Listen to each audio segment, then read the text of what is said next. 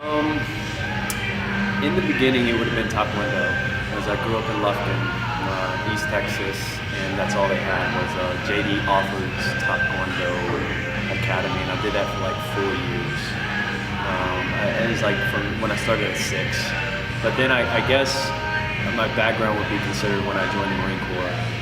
So the martial arts program in the Marine Corps is kind of based around multiple martial arts. So you have everything from boxing, wrestling, kickboxing, jiu-jitsu, taekwondo, karate, acrobatics, the whole 9 yards. So I didn't really grow up doing just one style. I just got introduced to multiple styles within a certain time frame.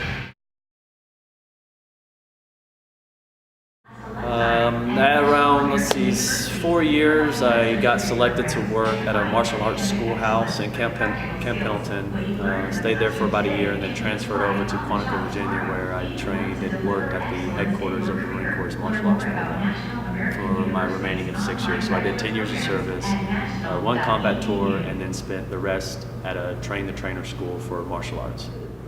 Let's see, in a nutshell, we basically trained Marines in the physical, mental, and character discipline to become ethical warriors. So it wasn't just to teach Marines how to fight, but not only how to fight, but when to fight and why to fight.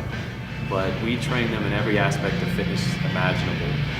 Test their bodies to the limit physically, but mentally as well. They had to know curriculum. They had to be able to teach what we were teaching them back to their students, because after they graduated, they're responsible for living up to the expectations that we set and transferring that knowledge to the average Marine. So the Marine Corps would send their top-notch guys to our school for 7 weeks, and then have those guys come back and instruct and teach martial arts to the rest of the Marine Corps. Because there was only about 12 of us on staff. We couldn't be everywhere. So that's kind of how we did it. The good thing about, I guess the cool thing about putting in a resume at a UFC gym is that it has to get approved by the UFC first, then sent to the general manager and the owner here, then they get the pick of the litter, so to speak. So my resume got approved by the UFC, and then the GM here and the owner here said, hey, we want to bring this guy on, so it just kind of panned out from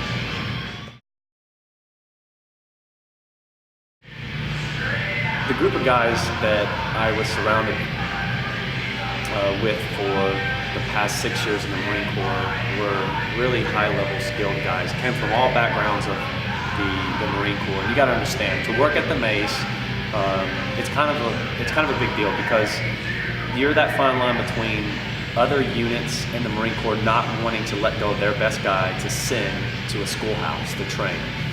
So you had to have a trial period where to make sure that you fit in with the guys. The guys that I got to work with for the last 6 years were just top-notch level guys. They trained hard, they worked hard, they studied, preparation, they did everything to a T. Now you can't help but be a product of your environment once you're surrounded by those guys 24/7.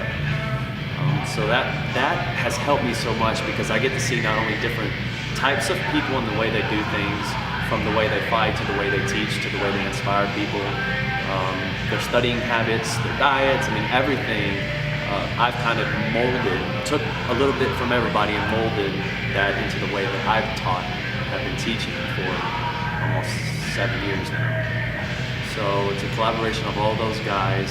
And some of the things that I really enjoyed about them and things that they did that inspired me has kind of transferred to who I am today, and the reason why I'm teaching, or the reason why I teach the way I teach. Once again, like in the Marine Corps, we did jiu-jitsu, okay, but it's very combative oriented. You have, weapons of opportunity that you teach people how to use on the ground, so it's never like a jiu-jitsu experience. I had the luxury of training with Lloyd Irvin up in Baltimore for about a year and a half. I got introduced to him by a friend of mine who does about 10% of the UFC's weight cuts, George Lockhart. So George and I were roommates when I went to Quantico, and we traveled 4 to 5 days a week. And it took us about 45 minutes to get to Lloyd Irvin's camp, and we would train from 6:30 to about 10. They said 4 to 5 days a week, and I did it for about a year and a half.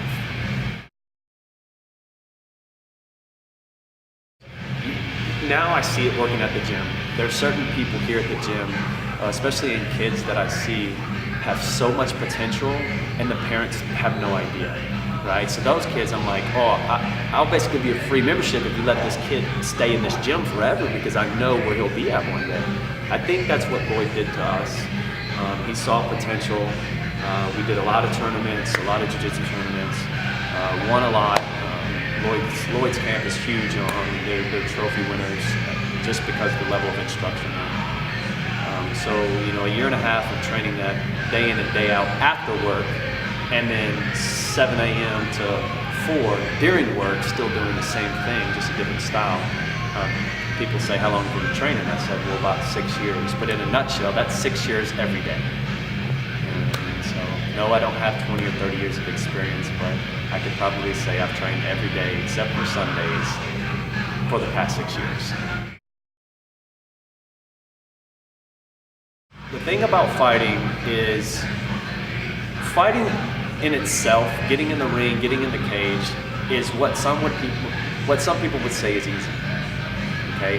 Hard part is, the challenging part is a 6 to 8 month camp of preparation to fight. George and I, first fight, decided to fight on the same card. Got there, the guy backed out, so we didn't get to fight.